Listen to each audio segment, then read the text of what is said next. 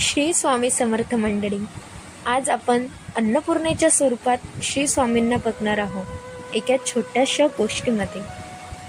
अन्नपूर्णा ही पार्वतीचा अवतार आहे. हिंदू परंपरेनुसार घरातील सर्वांना पोट भरून खाऊ घालणाऱ्या गृहलक्ष्मीला आपण अन्नपूर्णा मानतो. अक्कलकोट स्वामींनीही अशाच एका प्रसंगी प्रसाद भोजन दिले.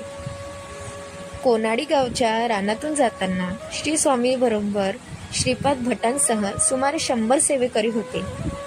त्या सर्वजणांना चालून चालून खूप भूक लागली होती. थोडे चालून गेल्यावर स्वामी एका शेतात बसले. तेथे त्यांना शेतकऱ्यांनी फलाहार दिला, पाणी दिले. पण इतरांच्या भोजनाचे काय? स्वामी सर्वांना म्हणाले, त्या आम्रवृक्षाखाली जा. इतरांना वाटले तेथे कोणीतरी जेवण देईल. श्रीपाद भटांना मात्र समर्थांवर पूर्ण श्रद्धा होती. काही मंडळींना घेऊन ते तेथे गेले.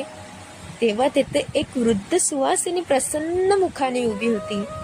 श्रीपाद भटांनी चौकशी केली तेव्हा महिला म्हणाली, आज आमच्यापैकी बरीच मंडळी येथे भोजनास येणार होती, पण अजून ती आली नाही.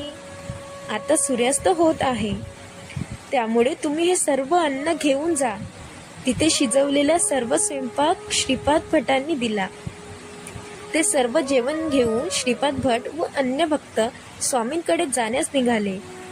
त्यांनी त्या सुहासिनींना आग्रह केला, पण ती म्हणाली, तुम्ही पुढे चला, मी मागून दर्शनाला येते. श्रीपाद भटांनी सर्व सेवकर्यास जेवण वाढून घेण्यास सांगितले. सर्व तृप्त झाले, शांत झाले.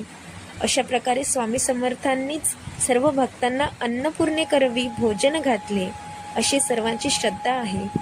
फार थोड्यांचेच भाग्य, ज्यांना प्रत्यक्ष अन्नपूर्णेचे दर्शन घेण्याचे भाग्य लाभले. श्री स्वामी समर्थ.